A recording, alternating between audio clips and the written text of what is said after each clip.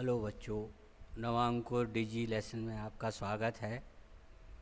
आज कक्षा 11 वाणिज्य बही खाते विषय के अंतर्गत इकाई 3 का आखिरी अध्याय बैंक समाधान विवरण। ये दोहरा लेखा का भाग नहीं होता है। दोहरा लेखा प्रणाली के अंतर्गत बैंक समाधान विवरण अनिवार्य नहीं होता है, लेकिन आवश्यक होता है। तो बैंक समाधान विवरण क्या होता है इसके विषय में अपन जानेंगे। दोहरा लेखा का इसलिए भाग नहीं होता कि इसके लिए कोई बहियाँ नहीं होती हैं, पुस्तकें नहीं रखी जाती हैं। सिर्फ इसको एक साधारण कागज़ पर बना करके अंकेक्षण कार्य या ऑडिट कार्य के लिए इसकी उपयोगिता होती है। तो बैंक समाधान विवरण क्या होता है, क्या इसकी उपयोगिता है, क्या इसकी विशेषता होती है आदि इन विषयों पर बात करेंगे। पहला क्वेश्चन है, बैंक समाधान विवरण किसे कहते हैं, इसकी विशेषताएं लिखिए। बच्चों, जैसे कि आज आप जानते हैं कि आज के समय में व्यावसायिक जगत में बैंकों का बड़ा योगदान होता है। सारे के सारे लेन देन बैंक के माध्यम से किए जाते हैं। तो ऐसे में हर व्यापारी के यहाँ अपने व्यापार में बैंक खाता होता है, अर्थात बैंक के माध्यम से ही वो लेन देन करता है। उसके पास जो पैसा होता है वो बैंक में जमा कर देता है और चेक, ड्राफ्ट, आरटीजीएस, एनईएफटी आदि के माध्यम से भुगतान करता है। बैंक में पैसा सुरक्षित भी रहता है। तो ये कह सकते हैं कि हर व्यापारी का बैंक में खाता होता है। तो जब व्यापारी बैंक में पैसे जमा करता है तो जितनी राशि बैंक में जमा होती है तो उतनी ही राशि व्यापारी अपनी रोकड़ बही में लिखता है और वही राशि बैंक अपनी पुस्तकों में ग्राहक के खाते में लिखता है। सरल भाषा में कहें तो ये कहें कि बैंक और व्यापारी के यहाँ रोकड़ बही में जो बैंक वाला कॉलम होता है या बैंक खाता होता है, उसमें लिखने का आधार एक ही चीज़ होती है, समान राशि डेबिट या क्रेडिट होती है। बस अंतर सिर्फ इतना होता है कि व्यापारी के यहाँ कोई राशि वो डेबिट हो रही है तो बैंक के यहाँ वो क्रेडिट होगी। जब दोनों ही जगह राशि लिखने का आधार एक ही है, समान राशि डेबिट क्रेडिट हो रही है, तो ऐसे में स्वाभाविक है कि दोनों के यहाँ जो शेष आएगा वो बराबर आएगा, उसमें एक पैसे का भी अंतर नहीं आएगा। लेकिन बच्चों, व्यवहारिक रूप में कुछ चीज़ें ऐसी होती हैं जो इन दोनों खातों को प्रभावित करती हैं। तो इनके कारण रोकड़ बही के शेष और पासबुक के शेष में अंतर पाया जाता है। कुछ लेन देन ऐसे होते हैं जो रोकड़ बही में लिखा जाते हैं पर पासबुक में नहीं लिखा पाते हैं। पासबुक मतलब बैंक की पुस्तकों में ग्राहक के खाते की एक कॉपी, इसको पासबुक के नाम से जानते हैं। और रोकड़ बही मतलब व्यापारी जो 2 खाने वाली रोकड़ बही बैंक और रोकड़ वाली या 3 खाने वाली रोकड़ बही में जो बैंक वाला कॉलम होता है उससे मतलब है, उसके शेष से मतलब है। तो जब रोकड़ बही के शेष अर्थात 2 खाने वाली या 3 खाने वाली रोकड़ बही में जो बैंक वाला कॉलम उसका शेष और पासबुक मतलब बैंक की पुस्तकों में ग्राहक के खाते की कॉपी में अंतर पाया जाता है। तो व्यापारी या ग्राहक द्वारा इस निश्चित तारीख को इस अंतर के समाधान के लिए एक विवरण तैयार करता है। भाई अंतर क्यों आ रहा है, इस अंतर के समाधान के लिए एक विवरण तैयार करता है। इस विवरण को बैंक समाधान विवरण कहते हैं। ये बैंक समाधान विवरण के नाम से जाना जाता है। तो एक उदाहरण देना चाहता हूँ मैं बच्चों, इससे आपको और स्पष्ट हो जाएगा। जैसे मैंने बैंक में 10,000 रुपये जमा किए तो मैं बैंक खाता डेबिट करूंगा और रोकड़ खाता क्रेडिट कर दूंगा। अर्थात बैंक खाते के मैं डेबिट पक्ष में लिखूंगा तो बैंक क्या करेगी, वो रोकड़ खाता डेबिट करेगी और मेरा खाता क्रेडिट करेगी। तो दोनों ही यहाँ बैलेंस निकालेंगे तो 10,000 रुपये आएगा। मेरे यहाँ डेबिट शेष आएगा तो बैंक के यहाँ क्रेडिट शेष आएगा। दोनों के अंतर, दोनों में शेष बराबर आ रहे हैं। अब एक और उदाहरण मैं देना चाहता हूँ कि एक ग्राहक को मैंने 2,000 रुपये का चेक जारी कर दिया, चेक दे दिया। तो मैं क्या करूँगा, ग्राहक का खाता डेबिट करूँगा और बैंक खाता क्रेडिट करूँगा। तो जहाँ बैंक में मेरे 10,000 रुपये थे, उसमें से 2,000 रुपये का चेक एक मैंने जारी कर दिया, अपने ग्राहक को दे दिया, तो मेरे यहाँ घट करके बैलेंस 8,000 आ जाएगा। अब वो ग्राहक बैंक में उस चेक को लेकर कभी पहुंचा ही नहीं, तो बैंक तब तक मेरे खाते में से वे 2,000 राशि कम नहीं करेगी जब तक ग्राहक उस चेक को लेकर के नहीं पहुंचा। अब आप यहाँ परिस्थिति देख रहे हैं कि बैंक की पुस्तकों में मेरा जो शेष आ रहा है वो 10,000 आ रहा है और मेरे यहाँ 8,000 आ रहा है। बैंक अपनी जगह सही है और मैं अपनी जगह सही हूँ। तो ऐसे बहुत सारे लेन देन होते हैं जिनके कारण रोकड़ बही का शेष और पासबुक के शेष में अंतर आ जाता है। तो इस अंतर के समाधान के लिए ग्राहक या व्यापारी द्वारा एक निश्चित तारीख को एक विवरण बनाया जाता है।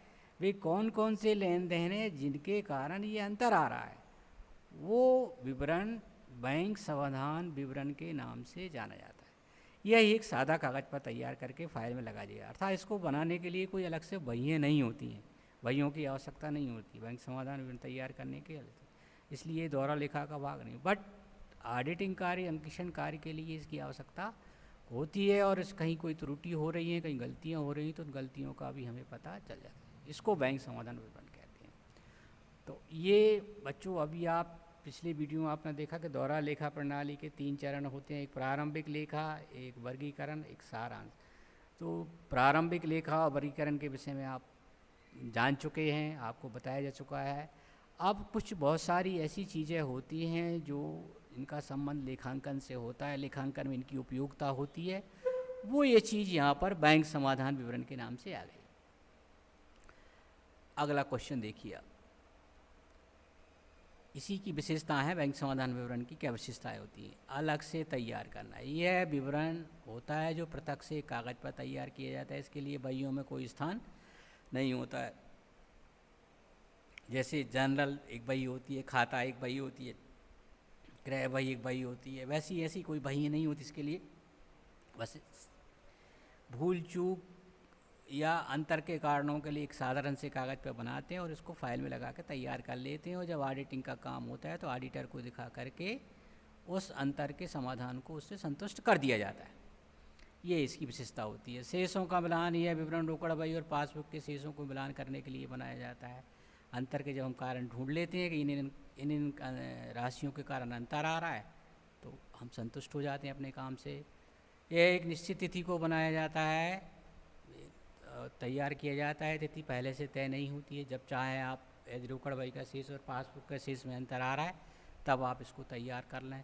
सामान्यतः साल के अंत में सभी व्यापारी बनाते हैं, अंतर आता है तो बनाते हैं, अंतर नहीं आता है तो नहीं बनाने की आवश्यकता होती है इसकी। ये ग्राहक द्वारा तैयार किया जाता है, अर्थात इसका मतलब वो बैंक नहीं करती है, बैंक ग्राहक व्यापारी जिसका बैंक में खाता होता है वो तैयार करता है। और इस विवरण को बनाने से छल कपट का भी पता चल जाता है। ये इसकी विशेषताएं होती हैं। अगला क्वेश्चन है, बैंक समाधान विवरण बनाने से के क्या उद्देश्य हैं, क्या उपयोगिता है, क्या लाभ है, क्या महत्व है, क्या आवश्यकता है, किस लिए बनाया जाता है? कानून की दृष्टि से बैंक समाधान विवरण बनाना अनिवार्य नहीं है। मैंने पहले ही आपको कह दिया कि ये दोहरा लेखा प्रणाली का भाग नहीं है, बट इसकी उपयोगिता के कारण व्यापारी इसे बनाना आवश्यक समझते हैं। तो बैंक समाधान विवरण बनाना अनिवार्य नहीं है, आवश्यक है, और अंतर है तो ही बनाते हैं, अन्यथा बनाने की आवश्यकता होती ही नहीं है। नंबर 1, इसका फ़ायदा है, यदि बैंक समाधान विवरण बनाने से ये पता चल जाता है यदि कोई त्रुटि हो रही है तो उस त्रुटि का तुरंत पता चल जाता है और तुरंत दुरुस्त कर लेते हैं। त्रुटि के कारण भी अंतर उत्पन्न हो सकता है, बैंक भी त्रुटि कर सकती है, हम भी त्रुटि कर सकते हैं। तो यदि त्रुटि जहाँ भी है तो उसको तुरंत दुरुस्त किया जा सकता है, ये इसका एक फ़ायदा है। वास्तविक बैंक शेष का ज्ञान हो जाता है, व्यापारी को अपने वास्तविक बैंक शेष का ज्ञान हो जाता है। अभी मैंने आपको उदाहरण दिया था कि बैंक में हमारा शेष 10 निकल रहा है जबकि वास्तव में हमारा शेष 8,000 है। तो वास्तविक शेष बैंक समाधान विवरण बनाने से पता चल जाता है कि बैंक में हमारा वास्तव में कितना शेष है। ऐसे बहुत सारे हम चेक जारी कर दें, बहुत सारे व्यापारी लेकर के नहीं पहुँचे तो बैंक में तो हमारा बढ़ा हुआ शेष दिखाई देगा, लेकिन वास्तव में उतना शेष बैंक में नहीं कहलाएगा, क्योंकि उस शेष पर अधिकार तो जिन व्यक्तियों को हमने चेक जारी कर दी हैं उनका पैसा है, उनको देना ही पड़ेगा बैंक को। ब्याज की बैंक समाधान विवरण बनाने से बैंक द्वारा लगाए गए या दिए गए ब्याज की जानकारी हो जाती है।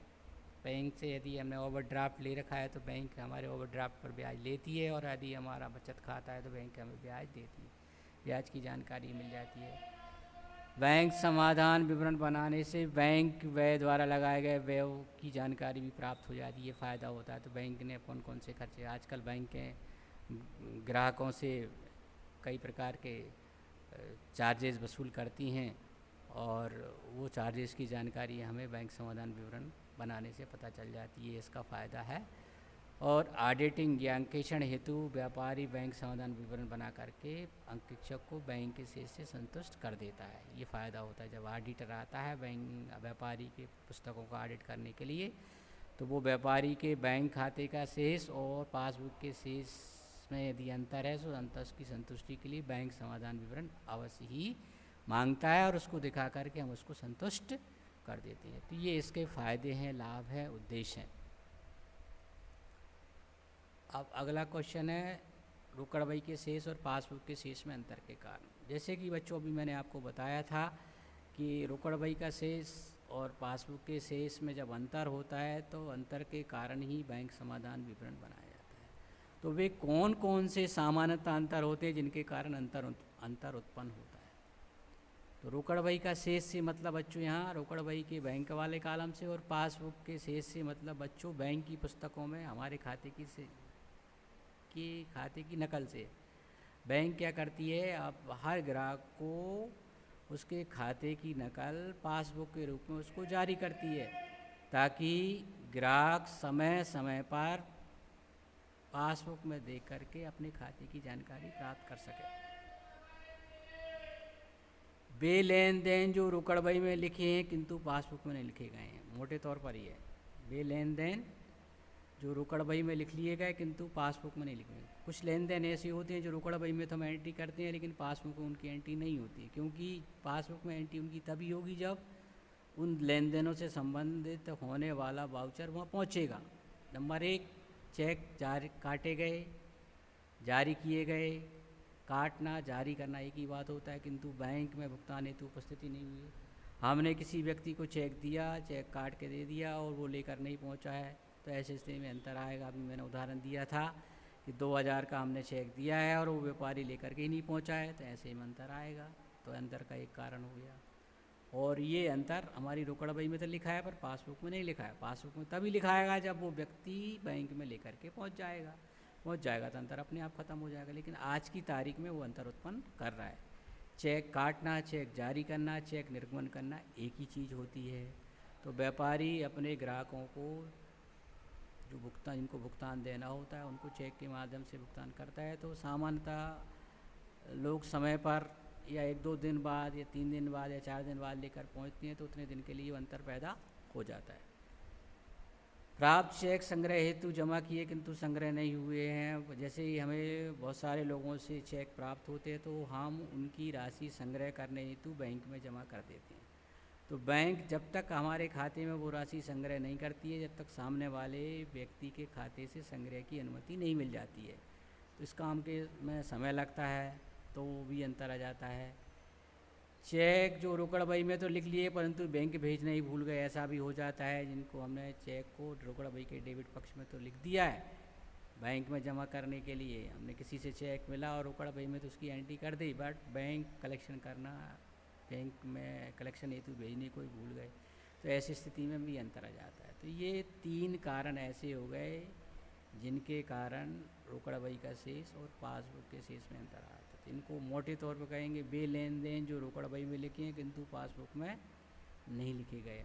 बच्चों, सवालों की दृष्टि से भी ये प्रश्न अत्यंत महत्वपूर्ण है, तो इसको बार बार पढ़ें, बार बार समझें। बार बार पढ़ने समझने से ही ये आपकी समस्या का समाधान करेगा।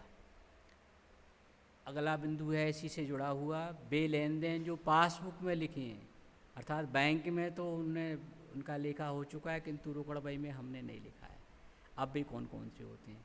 बैंक द्वारा लगाया गया ब्याज या बैंक व्यय जो रोकड़ बही में नहीं लिखा गया है। बैंक यदि हमारे खाते पर ब्याज लगाती है तो वो हमारे खाते में से उतनी राशि कम कर देती है, या बैंक कोई व्यय लगाती है तो बैंक क्या करती है, उतनी राशि हमारे खाते में से कम कर देती है। लेकिन हमें इसकी जानकारी ना होने के कारण हम इसको रोकड़ बही में नहीं लिखते हैं, तो अंतर आ जाता है। तो जब पासबुक में जब हम उसकी एंट्री करवा के लाते हैं तभी हमें ये पता चलता है कि बैंक ने हमें ब्याज लगाया है या बैंक में लगाया है, तभी हम रोकड़ बही में एंट्री करते हैं। तो उतने समय के लिए वो अंतर उत्पन्न हो जाता है। तो ये वे लेन देन जो पासबुक में एंट्री है बट रोकड़ बही में नहीं लिखी है। बैंक द्वारा दिया गया ब्याज, कभी बैंक हमसे ब्याज लेती है, कभी बैंक हमें ब्याज देती है। जो ओवरड्राफ्ट के खाते होते हैं, बैंक अधिकार के खाते होते हैं, जो लोन के खाते होते हैं, उन पर बैंक ब्याज लगाती है, और जो जमा के खाते, बचत के खाते होते हैं, उन पर बैंक ब्याज हमें देती है। यदि बैंक ने हमें ब्याज दिया है और इसका लेखा हमने रोकड़ बही में नहीं किया है तो अंतर आ जाता है। तीसरा है बैंक द्वारा संग्रहित लाभांश, ब्याज या विपत्र जिनका लेखा रोकड़ बही में नहीं हुआ है। बच्चों, बहुत सारे बैंक केवल हमारी राशि जमा या हमें लोन देने का ही काम नहीं करती, इसके साथ साथ और भी काम करती है। यदि हमने किसी कंपनी के शेयर खरीदे हैं तो शेयर पर मिलने वाले लाभांश की राशि भी कलेक्शन करने का काम बैंक करती है। हमने किसी कंपनी के ऋण पत्र खरीदे हैं तो उन पर मिलने वाले ब्याज का संग्रह भी करती है। हमें ग्राहकों ने बहुत सारे विनिमय पत्र दिए हैं भुगतान में, तो उनका संग्रह करने का काम भी बैंक करती है। तो इन सब से हमें राशि प्राप्त होती है। अंशों के बदले में लाभांश मिलता है, ऋण पत्रों के बदले में ब्याज मिलता है, विपत्र जिसके विषय में आप आगे पढ़ेंगे, इनसे राशि हमें प्राप्त होती है, अल्प अवधि के लिए होते हैं। और इन सबको लाभांश की राशि संबंधित कंपनी हमारे खाते में जमा कर देती है, ब्याज की राशि भी संबंधित कंपनी हमारे बैंक खाते में जमा कर देती है। और विपत्र जो हमें मिले हैं, ये विपत्र के राशि संग्रह करने की जवाबदारी हम बैंक को दे देते हैं। तो बैंक ये विपत्र की राशि संग्रह करके हमारे खाते में जमा कर देती है, बट हमें पता ना होने के कारण अपनी रोकड़ बही में हम इनका लेखा नहीं कर पाते हैं, तो उतने समय के लिए अंतर आ जाता है। तो लाभांश अंशों पर प्राप्त होता है, ब्याज ऋण पत्रों पर प्राप्त होता है, विपत्र एक भुगतान का ही माध्यम है जिसका आप विस्तार से आगे पढ़ेंगे। बैंक द्वारा सीधा भुगतान जिसका लेखा रोकड़ बही में नहीं किया है। बच्चों, कई बार ऐसा होता है हम बैंक को कुछ विशेष तरह के भुगतान करने के लिए अधिकृत कर देते हैं। जैसे हमें हर महीने मान लीजिए किसी को किराया देना होता है, तो हम बैंक को लिखित में ये दे देते हैं कि इतनी राशि संबंधित व्यक्ति के खाते में ट्रांसफ़र कर दी जाए, या बीमा की राशि देना होती है, टैक्स की राशि देना होती है, बिजली बिल की राशि देना होती है। बहुत सारे ऐसे लेन देन होते, भुगतान होते हैं जिनका हमें हर महीने नियमित रूप से भुगतान करना होता है। तो हम बार बार बैंक जाने के झंझट से बचने के लिए बैंक के माध्यम से सीधे ही भुगतान करवा देते हैं। तो बैंक जैसे ही समय आता है तो बैंक अपने खाते में से उतनी राशि निकाल करके उसका भुगतान कर देती है। या हमने लोन लिया है तो बैंक क्या करती है, उतनी लोन की राशि आपके खाते में से उतनी डेबिट कर देती है। इसको सीधा भुगतान बोलते हैं। तो बैंक क्या करती है, इसका लेखा तुरंत कर देती है, लेकिन जब तक हम पासबुक में उसकी एंट्री नहीं करवाएंगे तब तक हमें उसकी जानकारी नहीं मिलेगी, तो उतने समय के लिए अंतर आता है।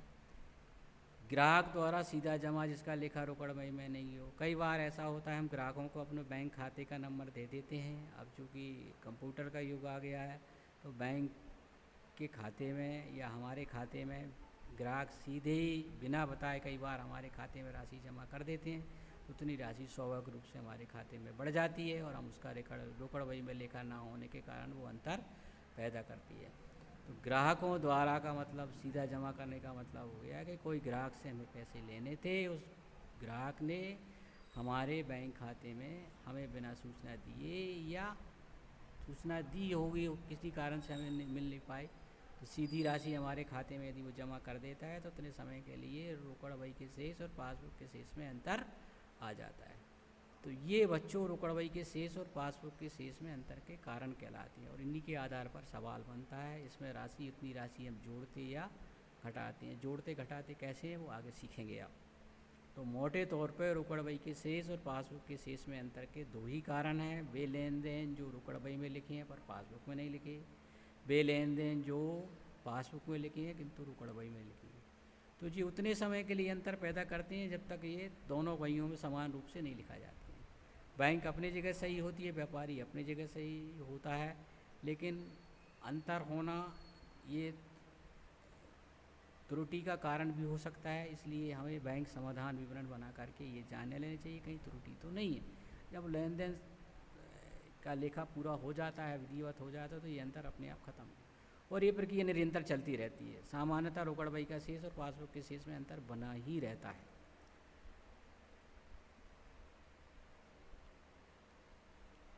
बच्चों, ये 3 ही प्रश्न ऐसे हैं जो रोकड़ बही के शेष और पासबुक के शेष में अंतर के कारण को दर्शाते हैं, और इन्हीं के कारण बैंक समाधान विवरण तैयार किया जाता है। इन तीनों प्रश्नों में बैंक समाधान विवरण से संबंधित सारी जानकारी आ जाती है। व्यवहारिक प्रश्नों में विस्तार से चर्चा करने के लिए फिर आपसे बात करेंगे।